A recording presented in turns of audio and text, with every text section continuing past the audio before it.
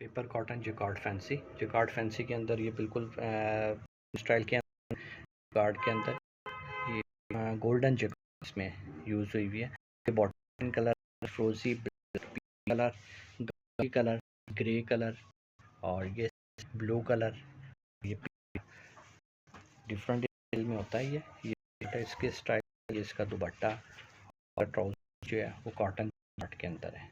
ये चीज़ इसकी फुल मैं आपको दिखाता हूँ। ये फुल का फ्रंट है, ये फंक्शन यूज है,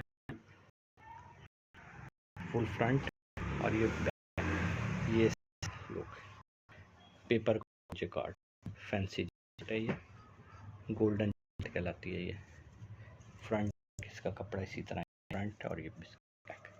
ये चीज शर्ट का फ्रंट कॉटन का जिकार्ड का जो है ट्राउजर है, इसी ये कॉटन जिकार्ड ट्राउजर इसका 2.5 की शर्ट, 2.5 गज का ट्राउजर। ये इसका दुपट्टा इसका डबल बॉर्डर के अंदर है।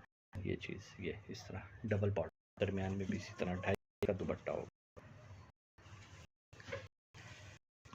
इसमें एक जाल वाला डिज़ाइन और एक इसमें फ्लावर्स वाला है।